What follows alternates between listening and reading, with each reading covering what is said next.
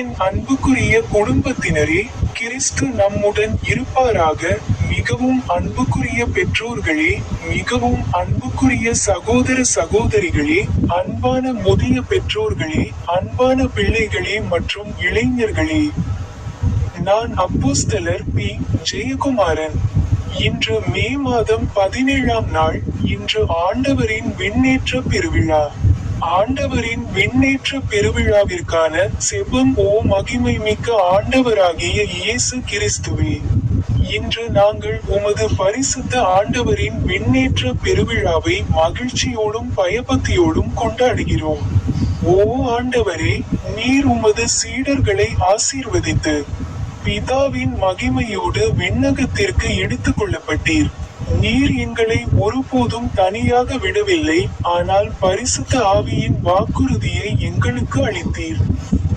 ஓ ஆண்டவராகிய இயேசுவே, எங்கள் விசுவாசத்தை பலப்படுத்தும். அப்பொழுது நாங்கள் விண்ணக காரியங்களை தேடுவோம், மேலும் பூமியில் உமது அன்பிற்கும் சத்தியத்திற்கும் சாட்சி பகர்வோமாக. சீடர்கள் நம்பிக்கையாலும் மகிழ்ச்சியாலும் நிரப்பப்பட்டது போல எங்கள் இதயங்களையும் நிரப்பும், உமது பிரசன்னத்தாலும் சமாதானத்தாலும். ஆமென். முதல் வேதாகம வசனத்தை சொல்லுங்கள். ஆதியாகமம் 1-2.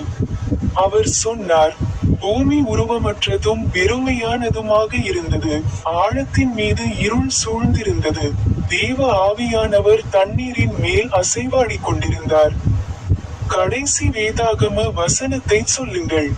சங்கீதம் 63-8. என் இருதயம் உம்மை பின்தொடர்கிறது, நீர் உமது வலது கையால் என்னை பற்றிக் கொண்டிருக்கிறீர். நாம் ஜெபிப்போம். என் பிதாவே, உயிர்த்தெழுந்த கர்த்தராகிய இயேசுவே, போப் லியோ 14 அவர்களே, பேராயர் ஜார்ஜ் அந்தோணி அவர்களே, முன்னாள் பேராயர் பெலிக்ஸ் டோப்போ அவர்களே, மன்னர் 3ஆம் சார்லஸ் அவர்களே, இன்று மே மாதம். இது 2026ஆம் ஆண்டின் 5ஆம் மாதம்.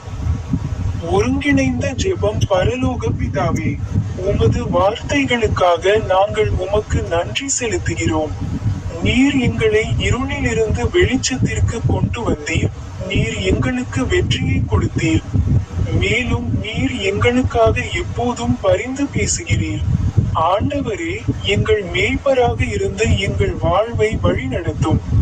எங்களுக்கு விசுவாசத்தையும் தைரியத்தையும் சமாதானத்தையும் தந்தருளும்.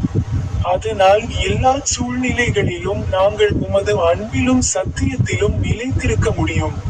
ஆண்டவராகிய இயேசு கிறிஸ்துவின் நாமத்தில் இதை ஜெபிக்கிறோம். ஆமென்.